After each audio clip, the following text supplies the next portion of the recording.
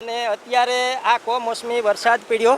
એને હિસાબે અમારા ઉંડરિયા ખરેખર મગફળી બધી તણાઈ ગઈ 12 થી 15 વીઘાની મગફળી અત્યારે તણાઈ ગઈ તો અત્યારે બરડાસાગરમાં અટાણે બધી વહી ગઈ અટાણે અમારા કોઈ સારો ને અટાણે મગફળી ને જ રહી અમારે હવે શું કરવું ના એ ખરેખર સરકારને કીજો કે થોડીક સહાય કરીએ સારી એવી સહાય કરે તો અમારે વરસ કાઢ્યા જેવું થાય એવી ઓલા સરકાર અમે અપીલ કરીએ। ઓછામાં ઓછું અમારે ખેડૂતને રહ્યું જ નથી એમાં કંઈ ખરેખર કોઈ વસ્તુ રહે જ નથી અમારે ઓલું ને જ કંઈ આ ઉંડરિયાથી મગફળી જ નથી રહી અટાણે તણાઈને વહી ગઈ બરડાસાગરમાં વહી ગઈ નુકસાની તો રહ્યા જ નથી માંડવી જ નથી રહી તો હવે નુકસાનીની તો શું વાત કરવી નુકસાની ખરેખર 18 થી 20 વીઘે એક વીઘે 18 થી 20,000 રૂપિયાની અમારે નુકસાની છે તો અટાણે અત્યારે અમારે સારોય પણ રહ્યો નથી ઢોર માટે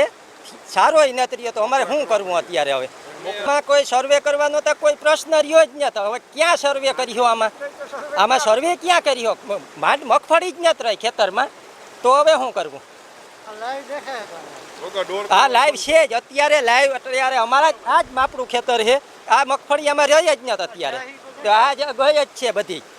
તો ગઈકાલે વરસાદ પડ્યો એ 1 ઇંચથી માંડીને 5 ઇંચ સુધી વરસાદ છે અત્યારે જો આપણે લાઈવ જોઈ શકીએ કે અહીંયા કેટલું પાણી જાય છે ખેડૂતોની કેટલી નુકસાની છે હજી કાલ સાંજ સુધી મેં એવું હતું કે ખેડૂતની થોડી ઘણી શક્યતા હતી કે પાક બચી જાય ઢોરનો ચારો બચી જાય પણ આજે તો ખેડૂતની કોઈ આશા નથી કે કાંઈ બચે એવું સરેરાશ તો તમે જો બિયારણનો હિસાબ કરો તો આ વર્ષે લગભગ 2000 થી 2500 સુધી મણનું 20 કિલોનું બિયારણનો ખર્ચો હતો તો 2 કિલો ખેડૂત 2 મણ તો કિલો ખેડૂત વાવે જ છે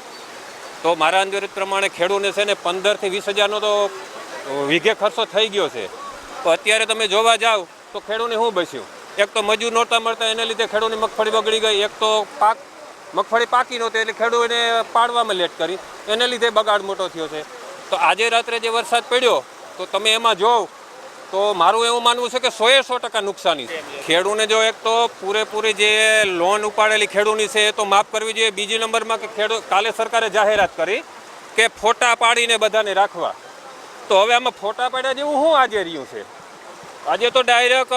સરકારને જાહેરાત જ કરવી જોઈએ ખેડૂત માટે કે ભાઈ ખેડૂતને પૂરેપૂરી સહાય મળવી જોઈએ તો અત્યારે ખેડૂત આમાં ફોટા પાડે ને તમે જોઈ શકો ફોટા પાડ્યા જેવું કાંઈ રહ્યું છે હવે ખેડૂતને આ તો એક સરકારનું એવું થયું કે ખેડૂત ઉપર વિશ્વાસ નથી એટલે ફોટા પાડીને રાખજો કંઈ ખેડૂતે કોઈ ગાંજો તો નથી વાવ્યો મગફળી જ વાવેલી છે બધાએ